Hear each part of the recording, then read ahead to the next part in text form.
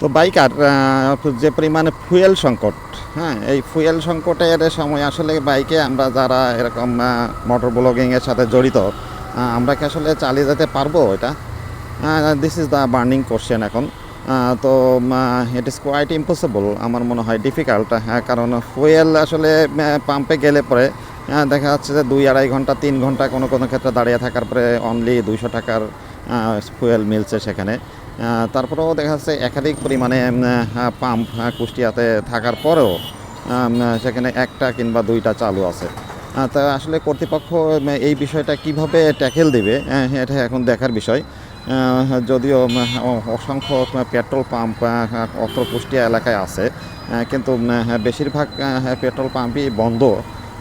যাই দুই একটা চালু আছে, সেখানে অত্র এলাকার অর্থাৎ ঝিনাইদহ, চুয়াডাঙ্গা, মেহেরপুর বিভিন্ন এলাকার পাবলিক এখানে এসে এখানে ভিড় জমাচ্ছে, যার কারণে আসলে ফুয়েলটা পাওয়াটা ডিফিকাল্ট হয়ে গেছে। এই সিচুয়েশনে আসলে অল্টারনেটিভ ওয়ে ছাড়া আর কোনো রাস্তা দেখছি না আর কি। পায়ে হেঁটে অথবা হিজি বাইক অথবা অন্য কোনো ওয়েতে অথবা বাইসাইকেল, অর্থাৎ সেলফ ডিপেন্ডেন্ট, যারা ফুয়েলবিহীন যাতে চলা যায় সেরকম একটা সিচুয়েশন ক্রিয়েট করা দরকার আর কি, আমার মনে হয়। তো বাংলাদেশে আসলে বাইকের পরিমাণও অনেক বেশি হয়ে গেছে।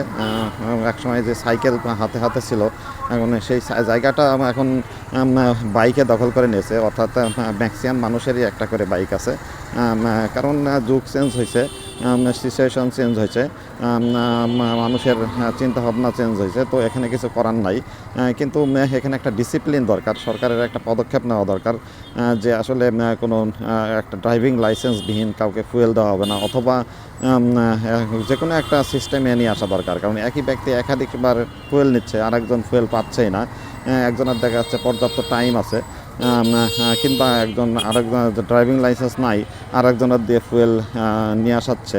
আবার যার সময় নাই সে কিন্তু পারছে না, যে চাকরি করে যারা সার্ভিস হোল্ডার, তারা কিন্তু ইচ্ছা করলেই 2-3 ঘন্টা সিরিয়াল দিতে পারছে না, কেননা তাকে একটা নির্দিষ্ট জব করা লাগে। তো এহেন সিচুয়েশন ট্যাকেল দেওয়ার জন্য the government should take necessary action immediately. আমি মনে করি কোনো একটা সিস্টেমের মাধ্যমে আমার মনে হয় ফুয়েলটা দেওয়া উচিত। এন্ট্রি করতে হবে যে আমি এত তারিখে নিয়েছি, আবার এত তারিখে নিচ্ছি। এরকম কোনো একটা সিস্টেমেটিক ওয়ে ছাড়া আসলে আমাদের এই বাঙালি জাতিকে সাইজ করা সম্ভব না, আমার মনে হয়। কারণ কেউ কেউ যাদের পর্যাপ্ত টাইম আছে, তারা এক্সেস পরিমাণে ফুয়েল নিয়ে তারা দেখা যাচ্ছে ফুয়েল বাসায় মজুত করছে। হ্যাঁ, তো এই সিচুয়েশন ট্যাকেল দেওয়ার জন্য গভর্নমেন্টের একটা ব্যবস্থা নেওয়া দরকার, আমার মনে হয়। আদারওয়াইজ এই সিচুয়েশনটা কোথায় যাবে সেটা বলা যাচ্ছে না। তো এই বিষয়ে কিছু কথা বলা।